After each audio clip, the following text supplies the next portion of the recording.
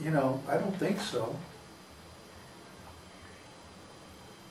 But we're dealing with subjects that people have been taught to think they know when they really don't know.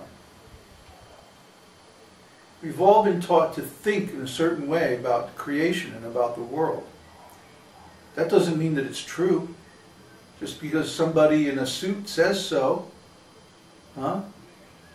If you believe that, you're really in trouble.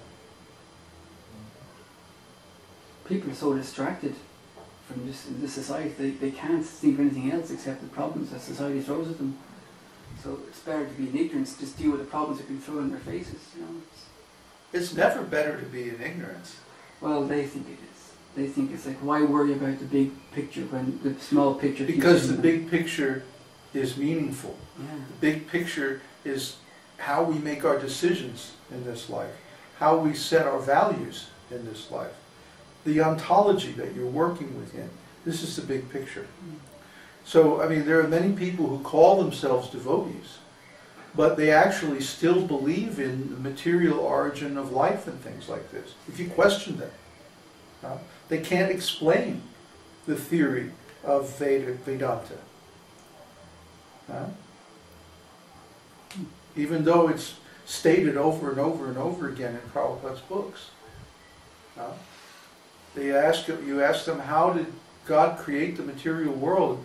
Oh man, I don't know, that's too advanced. You know, really, they think like that. And you remember how I was chastising you? You can't just let go of something and say that, duh, I don't understand. That's a cop-out. Yeah. Of course you can understand. You're conscious, then you can understand. That's why this whole philosophy is actually very simple. It rests on two assumptions. Yeah, dos. That God creates using His energies, His potencies, and that He is the ingredient of everything. Everything else comes from those two assumptions. Yeah. By simple logic. The thing is, people haven't been taught logic. They think logic is some mysterious thing that nobody can understand, except scientists. Yeah, they be dragged into the lab and then they get this cosmic infusion. Florian, yeah. Stand up and talk to the people. It's just nonsense. It's not nonsense. It's like people think that the scientists, The other way. oh okay, are like dragged into the lab and then they get some magical infusion that makes them scientists, and then they can answer all the deep questions. No, but it's not like that. All they have is just a bunch of assumptions, and then they rattle them down and they say, oh look, here in this textbook it says this and that. For example, yesterday I saw a short video about the dating of fossils. And it's really interesting, because they date the fossils by the rock layers they're in, and they date the rock layers by the fossils that are in the rock layers. So you can ponder that for a while, and then you can think about the qualification of the scientists. Run that by us again? In other words, the assumption is that their theory gives the age of the fossils that are in the rock layers. Oh. Well, it's really, they do it like that. Circular logic. Yeah, it's circular logic. We determine the age of the rock layer by the index fossils we find. What's an index fossil? Well, you'd like, for example, some fossil, any kind of fossil. Trilobites. Trilobites, yeah, trilobites. Okay. And trilobites is a good example, because trilobites are found, I think, in limestone. And so then limestone would be, let's say, 80 million years old. Okay, how do you know that? Because of the trilobite. Okay, so the trilobite, that's the problem, is still alive in the South Pacific. So that means if you have a rock layer in the South Pacific containing trilobite, they date it 80 million years old. Maybe it's just a few thousand years old, but they do that like that. Because they date the rock by the fossils and the fossils by the rock. That's really cool. And so there's no magic about science, that's for sure. No, they're more brainwashed than anybody. Remember that quote that Florian came up with from that scientist that, oh yeah, when I have these undergrads in my class, I just use my authority to brainwash them, is basically what he said. Yeah, and we use the methods of propaganda. Mm-hmm. So this is the way the scientists are educated. It's not really different from the way anyone else is educated. It's just more of it, that's all. I remember one time, I used to work with these really funny guys who like to play practical jokes on people. And one of the jokes that we used to pull, he was one of these guys that back in the 60s, he bought a used hearse, and we used to actually go out in the hearse. What is a hearse? The kind of vehicle they use in funerals. Ah, that's, yeah. Mm-hmm.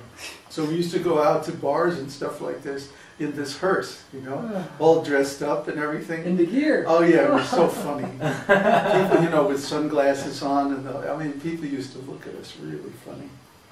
And then one time we went to a bar, and somehow, I remember that one of the guys worked in the calibration lab, and he had some lab coats.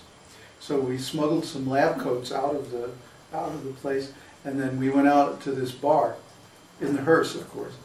And then we all put on lab coats, and we went into the bar.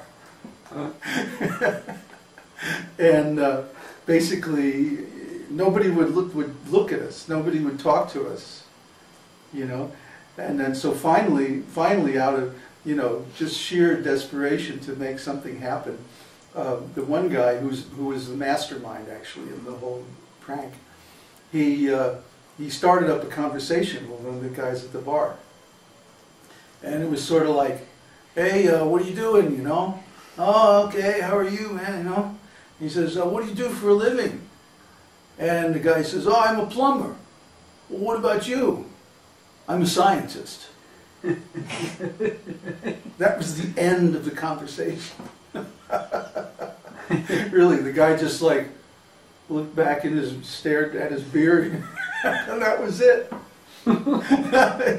He couldn't say anything more after that. You're a scientist? He was completely plowed under. But there's really no difference between an ordinary person and a scientist. It's not like somebody comes around one night and injects something into their brain that makes them a scientist. It's just that they spend more time in school, and they take a bunch of courses in math and stuff that indoctrinate them into all of these ideas. They haven't thought about them deeply either. Most of them haven't anyway. They just accept it because it's a job. They do it to get their job. They want to be a scientist because they think it's cool.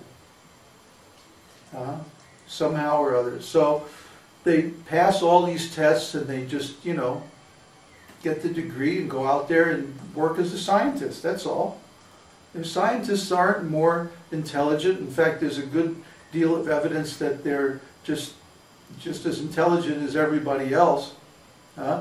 It's just that they learn a particular bunch of phrases to mouth on their tests, just like everybody else does. In fact, there's a lot of evidence to show that the more education a person has, the more messed up they are. In fact, the rate of suicide is higher among PhDs than it is among ordinary blue-collar workers. So I don't see if it's much of an advantage to be a scientist. It's probably a disadvantage, evolutionary disadvantage. Anyway, they're bewildered, they're lost, and they don't even know it. That's the tragedy of it all. They think they're really cool because they can rattle off these formulas and stuff. But what's the value of that? Does it really make them any smarter? Do they really understand anything? No. They might get paid more, and that's something, but they're doing it through some kind of deception. Oh, I'm a scientist. I'm smarter than everybody else. No, they're not smarter than anybody else. I grew up with these people.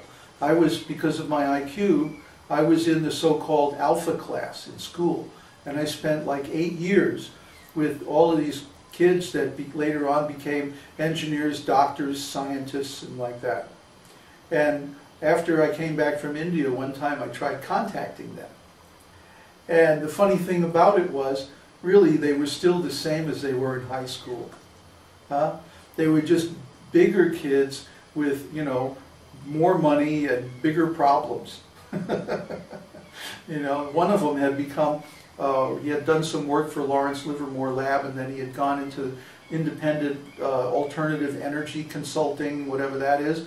And his biggest worry in life was about his psoriasis on his elbows. You know, I mean, this is, you know, like a mature man.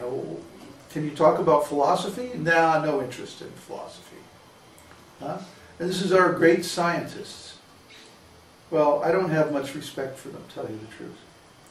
Some of them, like Feynman, who got into the philosophy of science and started asking questions about